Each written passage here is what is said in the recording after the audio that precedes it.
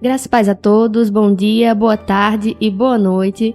Eu sou a Débora Cândido e nós estamos no 9º episódio do nosso podcast Bebendo da Fonte, o projeto da Igreja Batista de Bebedouro.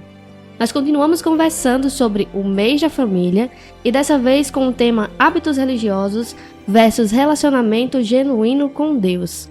Antes de mais nada, não esqueça de apoiar o nosso projeto, curtindo, comentando, compartilhando para seus amigos, familiares, todos os seus conhecidos. E não deixe de seguir os nossos canais também. No YouTube você nos encontra como Igreja Batista de Bebedouro e no Spotify como Bebendo da Fonte. Nos últimos 2 episódios nós estivemos com convidados aqui para tratar de assuntos ligados ao mês da família. E para fechar o nosso bate-papo sobre essa temática, vamos tratar hoje sobre a diferença entre manter apenas hábitos religiosos e cultivar um relacionamento genuíno com Deus.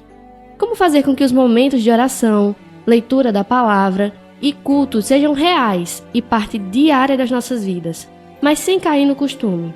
Como criar filhos que amam a Deus, sem que a ida à igreja se torne apenas um hábito. Para conversar com a gente e enriquecer essa nossa conversa, recebemos esse casal que está casado há quase 12 anos e papais do Samuel, de 4 anos. Ele é seminarista e ela é formada em comunicação visual. Sejam bem-vindos, João Davi e Júlia Silva. Olá, gente. Olá, Débora. Tudo bom? Primeiramente, quero agradecer por vocês estarem aqui hoje. Muito bom receber vocês. Tenho certeza que vai ser uma conversa muito enriquecedora. E já quero começar perguntando como foi que vocês se conheceram. A gente se conheceu na igreja, né? Eu tinha entre 15 e 16 anos. Tínhamos alguns amigos em comum. Foi quando a gente se conheceu, conversou através de rodas de outros amigos e a gente começou a conversar. Ah, muito bom. Então vocês já viviam nesse mesmo círculo de convívio, né? Eu não era cristão ainda, né? Nesse período eu não tinha um costume, um hábito de frequentar igrejas. Eu ia mais, vamos lá na igreja, sério, e era convidado e tal. E eu tinha amigos em comuns em várias igrejas e me convidavam pra ir junto. Eu ia junto só pra ir, pelo evento em si, né? Sim. E aí, através disso, você também foi se envolvendo com a igreja? Sim, e conhecendo várias pessoas, conhecendo igrejas, né? Conhecendo o evangelho em si, né? Sim. E você, Júnior, como foi a experiência, então, pra você de crescer em um ambiente religioso? Como era essa dinâmica? Tudo era voltado pra igreja, eu nunca tive outra vivência, assim, sabe? O meu era muito comum, assim. Como eu vim de um ambiente mais do catolicismo, era mais uma obrigação pra gente, ao domingo, eu vou lá porque eu tenho que fazer isso. Era muito mais, assim, um peso. Pra mim, a minha experiência, né? Queria que vocês dessem exemplos dessa diferença mesmo que existe entre o hábito religioso e esse relacionamento genuíno com Deus. Exemplos práticos, o próprio Jesus, né? O livro de Mateus, ele tá cheio dessas menções para nós. Sermão do Monte, Bom Samaritano, né? Mas no capítulo 15, no verso 8, quando ele tá ali conversando com alguns fariseus e dando algumas orientações, Jesus ele vai ser bem enfático, né? Pessoas que louvam a ele com os seus lábios, mas que os seus corações estão distantes. Eu acho que é muito isso, né? Quando parte de uma obrigação e de um hábito, seja a gente ir num culto, seja a gente fazer qualquer atividade relacionada à igreja, que não parte do nosso sentimento, do nosso coração e de eu vou no culto porque eu quero ir lá, estar com os meus irmãos, cantar uns aos outros, prestar louvores ao Senhor. Eu quero ir lá declarar ao Senhor e ter esse momento de comunhão com a igreja. Isso seria o relacionamento íntimo, a motivação correta de estar no culto. E não eu vou no culto porque Deus tem me abençoado, ou porque Deus vai me abençoar. Eu vou no culto porque eu tenho que ir, porque a minha semana foi boa, porque Deus me livrou. Não que isso não faça parte, mas o principal, né, sentimento tem que ser esse de amor, de estar na presença de Deus. Acredito que parte disso. Vocês já viveram essas experiências individuais com Deus, né? Já conhecem a palavra, já estão na igreja há muito tempo, mas aí chega o Samuel na vida de vocês. E é um desafio muito grande, porque vocês foram confiados a ter a responsabilidade, a autoridade espiritual na vida de alguém. Então, ensinar o caminho para essa pessoa essa nova pessoa que está crescendo e se tornando um indivíduo. Então, quais são os principais desafios para vocês de passarem esses ensinamentos para o Samuel? A gente, como é pai de primeira viagem, e a gente começa a estudar muito, né, e pesquisar muito. E algo que eu percebi é que as crianças, principalmente nos seus primeiros anos de vida, elas se espelham muito nos pais. Não que os pais falam, mas elas vão replicando as atitudes dos pais. E eu via, assim, muitas coisas que eu fazia, e o Samuel, bebezinho ainda, começa a replicar. Esses dias, o missionário Bruno, né, da Cristolândia, ele postou uma foto do filho dele com um livro, fingindo que estava lendo, porque ele estava fazendo o devocional dele lendo a Bíblia. E eu lembrei que o Samuel fazia isso diversas vezes. E isso foi impactando em mim, porque era uma responsabilidade muito grande, né? Tudo que, não o que eu falar, não o que eu ensinar, mas o que eu fizer é que ele vai copiar. Então, assim, para mim esse foi o maior desafio. Através das minhas atitudes, ensinar a uma criança. Isso foi bem impactante para mim. Ô, Julie, por causa dessa responsabilidade com o Samuel, você foi confrontada de alguma forma a mudar algum hábito que você tinha antes? Precisou colocar alguma coisa nova? Todo dia pedir perdão, né? E tentar ser Cristo, sabe? Não só falar sobre Cristo, mas tentar, assim, ser nisso também. Semana passada mesmo eu dei um grito nele, que ele tava querendo ficar muito comigo, querendo ficar comigo. Aí o que acontece? Eu tava terminando o trabalho, o computador não tinha salvo. E ele com os bonequinhos em cima da mesa, e eu disse, eu vou já. Aí, e ele com os bonecos. O boneco caiu aonde? Nossa. Em cima do botão e desligou o computador. Aí ele começou a recolher todos os bonecos e ficou me olhando. Aí olhou pro Davi, que o Davi tava atrás de mim, com os olhos cheios de lágrimas. Aí quando ele olhou pro Davi, já saiu correndo, né? Aí ele correu. Aí foi pro quarto, eu respirei. Aí tudo que lá pedindo isso. Sim. Aí ele chorava que se aluçava. Eu fui pedir desculpa por ter gritado, não queria ter gritado. Que eu pedi perdão e tudo mais, ele chorando, mas eu só queria ficar com você entende? Mas eu, mãe, precisa trabalhar, precisa terminar o trabalho pra poder vir. Mas assim, isso tem me confrontado muito, assim. Refletir Cristo na vida dele, né? A mãe de John Wesley, né, ela deixou algumas regras de condutas para a criação dos filhos. E é bem interessante que ela diz que não pode ter correção quando tem um pedido de perdão, né? Se a criança está ali demonstrando arrependimento, né? Você não pode punir, não uma correção, mas uma punição, né? Porque você corrige também orientando, mas uma punição por aquilo que ela está ali pedindo perdão, né? Então eu acho que a gente tem que ter muito cuidado, corrigir em vez de punir, né? Se teve um arrependimento, se a criança viu ali que errou, eu acho que isso tem sido um desafio também pra gente, né, Júlia? Tem um livro também que a gente tá lendo, que a Júlia comprou, que é A Família em Meio à Tormenta, né? E ele é bem interessante porque ele diz que é na família onde a gente revela todas as nossas fragilidades. Onde a gente revela quem a gente é. Então o maior desafio da gente demonstrar que é cristão, que a gente tem intimidade com Deus, é dentro da nossa família por causa disso. E é interessante porque existem os desafios, como vocês falaram, do dia a dia. Existe a dinâmica em que, às vezes, os pais, principalmente, não estão se sentindo muito bem, não estão num dia bom. E ainda assim, é preciso sempre se policiar para refletir verdadeiramente o caráter de Cristo. Porque, como você até falou, João Davi, na verdade, a criança ela é uma esponja, ela aprende muito mais pelas ações do que por aquilo que a gente fala, né? Então, tá sempre observando, sempre atento às nossas ações, a como a gente responde às adversidades da vida, às situações do cotidiano também. Então, com certeza é um desafio constante. E é interessante que é preciso ter essa parceria, né? O casal precisa estar muito ligado, muito bem alinhado naquilo que eles querem entregar pro filho mesmo. Então precisa tomar muito cuidado para que acabe desequilibrando. Então é bom um poder contar com o outro, é bom um poder lidar e o outro poder descansar um pouco. É muito importante isso, é bom a gente falar sobre isso, porque às vezes fica na ideia de, não, mas eu não tô bem, mas mesmo assim eu vou fazer e tudo mais, e acaba passando aquilo pra criança, passando o momento de dificuldade, quando poderia ser resolvido de uma outra forma, né? Ser resolvido. E assim, a comunicação do casal reflete muito na criação dos filhos, né? A gente passou 7 anos pra o Samuel nascer, né? Que a gente casou, passou 7 anos. Mas eu teria errado muito mais se eu tivesse tido ele no começo do casamento.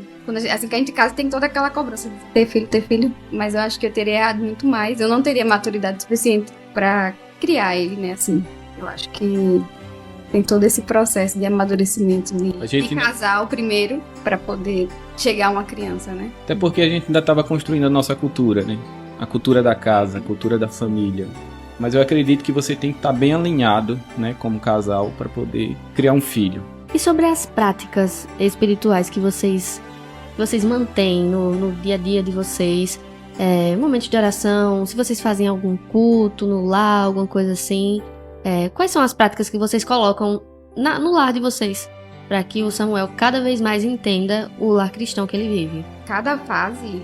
A gente começou a introdução da Bíblia, dessas coisas, com podcast, com Samuel.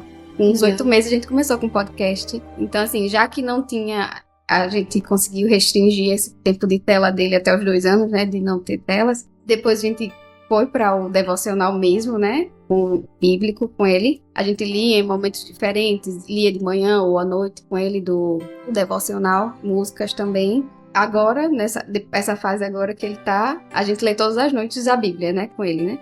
E é importante também entender que vai passando por uma fase diferente e tem que respeitar as fases da criança, a capacidade cognitiva dela mesmo. Nem pensar que ela não entende nada e nem pensar que ela vai precisar entender tudo ali que você tá explicando, mas com certeza uma semente sendo plantada e todo dia regada para poder dar frutos, né? Algumas vezes a gente...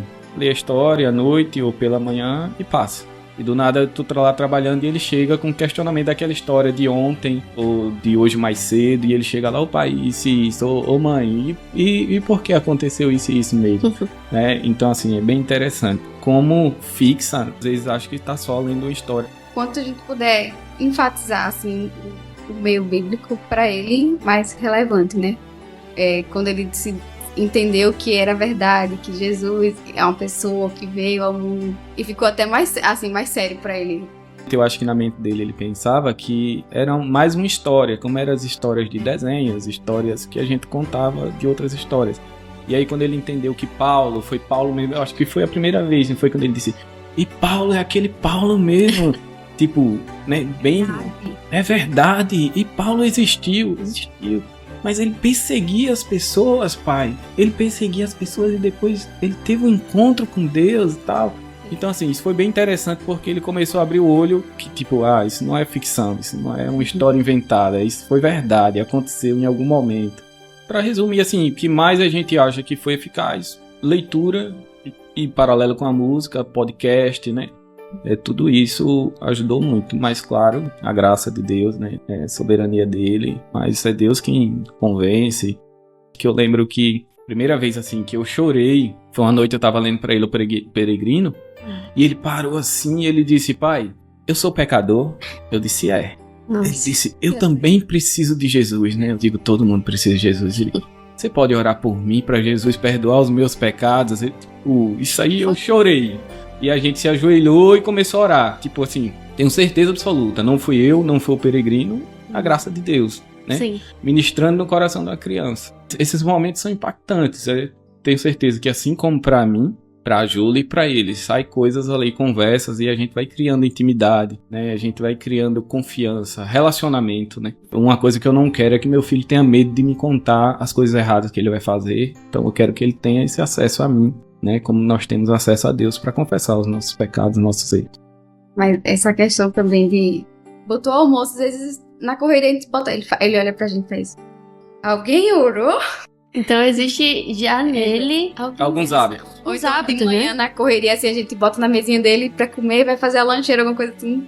Aí quando volta ele tá lá ainda. Samuel, você ainda não comeu? Ninguém veio orar comigo. Nossa, já tá acostumado, né? Já tá habituado a ter esse momento. E é importante isso porque, na verdade, não é que os hábitos sejam uma coisa ruim na essência, sabe? É importante ter aquela rotina, aquela coisa cotidiana mesmo de um relacionamento com Deus. Mas essa é a questão.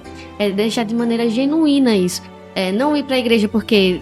é o dia de ir pra igreja só. É ser intencional, como vocês falaram, né? E isso partir da criança, às vezes na dinâmica do dia a dia, esquecendo de orar, alguma coisa assim. E a criança vir lembrar é um sinal muito positivo, de que está inculcado mesmo. E a ideia de estar inculcado não é uma coisa forçada, mas é uma coisa que está enraizado nele, né? Deixa entender a gente que o que a gente está ensinando tá sendo legal, né? Tá surtindo efeito, tá contribuindo para a formação do caráter dele como cristão e não como um religioso. Sim. Né? Porque muitas vezes a gente acha que a gente que condena os hábitos, que o hábito de se reunir como igreja, né? Tá muito na moda, o desigrejar e tal. Não, a gente tem que ter essa prática de se reunir como igreja, para a gente ser família como igreja também. A gente tem que entender que o vir aos cultos, a ter os momentos de reuniões, a gente juntos, estudarmos juntos a palavra de Deus, isso são hábitos, mas são hábitos que a gente tem que ter, né? A gente tem que ter esses hábitos de estarmos juntos, porque a gente quer estar com os nossos familiares. Quando a gente vai olhar no livro de Atos, eles estavam reunidos e partilhavam de tudo, comum em tudo, né? Assim, as refeições faziam juntos e eles tinham prazer em estarem juntos, porque eles partilhavam da mesma fé. Então o nosso prazer de estar reunido como igreja é porque a gente partilha da mesma fé e está glorificando o mesmo Deus, né? Isso vai fortalecendo, criando a comunhão, partilhando experiências um com o outro, e um vai ajudando o outro, e a gente vai se sustentando com a graça de Deus. Através da comunhão com os irmãos, a gente pode ter momentos maravilhosos, né? A igreja é essencial. É muito importante sempre lembrar disso. É importante os pais, principalmente os pais que nos ouvem aqui, entendam isso também, a importância de sempre trazer para a igreja escola bíblica dominical, cultos de oração, esses momentos em que a igreja se reúne, por mais que aquela criança, aquela adolescente, aquele jovem possa ir crescendo e se desenvolvendo, entendendo que é muito importante participar da igreja, é muito importante se envolver com a igreja. O ensino, ele é o que, né, vai ser o divisor de águas, né? Porque quando a pessoa aprende os ensinos, aí a gente vai criando um hábito em nós, não mais religioso, mas um hábito de intimidade com Deus, né? Sim. Então o ensino, desde a criança, o adulto, né? Se a gente pudesse resumir tudo em uma palavra, focar no ensino e não nos hábitos que Jesus deixou para nós. Criar um relacionamento, um vínculo, né, familiar com aqueles novos membros das nossas igrejas. Quando a gente está com esse foco, a gente está sendo pessoas, uma igreja, né, que mantém e cultiva um relacionamento com Deus e não uma igreja religiosa. Acredito que é dessa forma. Gente, foi muito bom conversar com vocês. Muito obrigada. Tenho certeza que as pessoas que estão nos ouvindo, acompanhando essa nossa conversa, com certeza também estão tirando vários aprendizados, né? E nós esperamos que isso aconteça mesmo. Entendendo que cada um tem a sua forma de criar o seu filho, tem a sua dinâmica, tem a sua vivência, mas é importante que todos estejam alinhados no sentido de que é necessário ensinar a criança no caminho que ela deve andar, né? Então, para que quando ela cresça, ela nunca se desvie. Então, que Deus abençoe a vida de vocês. Muitíssimo obrigada por esse momento. Que Deus abençoe o Samuel, que ele possa crescer e ser um instrumento poderoso nas mãos de Deus.